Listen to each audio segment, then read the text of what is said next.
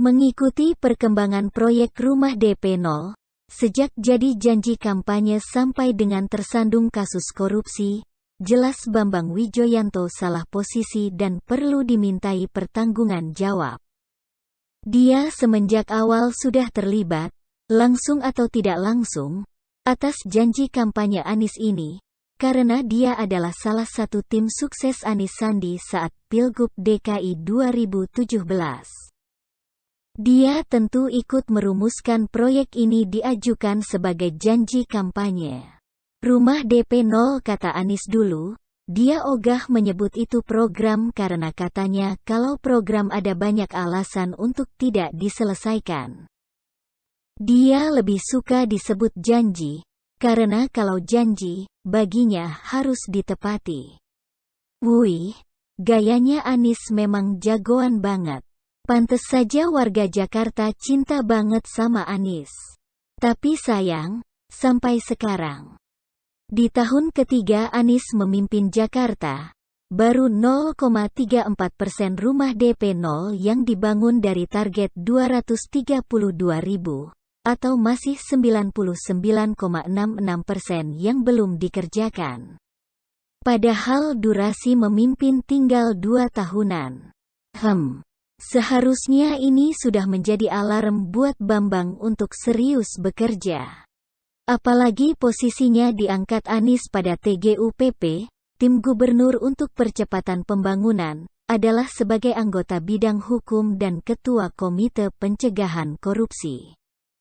Tapi kasus yang semenjak dini sudah ada bau-bau korupsinya, tetap saja tidak bisa dicegah olehnya untuk tidak terjadi korupsi beneran. Mengenai kecurigaan korupsi.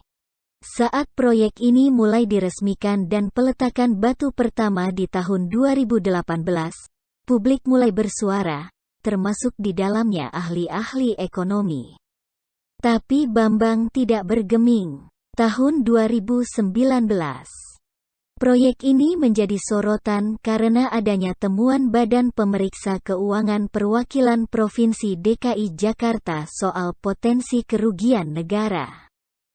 Temuan itu terkait laporan hasil pemeriksaan kepatuhan pengembang properti untuk tahun buku 2018 dan 2019.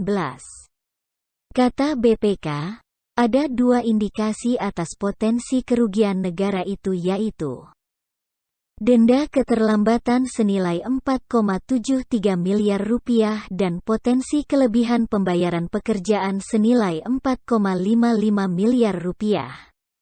Artinya, asap yang diceritakan oleh publik dan ahli ekonomi sebelumnya. Memang kemungkinan ada apinya. Tapi tetap, Bambang sepertinya memang gak juga bergerak. Tahun 2020, Bareskrim Polri mengendus lagi dugaan korupsi pada proyek ini. Informasi awal muncul dari adanya surat panggilan dari Dittipikor Bareskrim Polri yang ditujukan pada sejumlah orang dari PD Sarana Jaya yang merupakan BUMD DKI yang bergerak di bidang properti.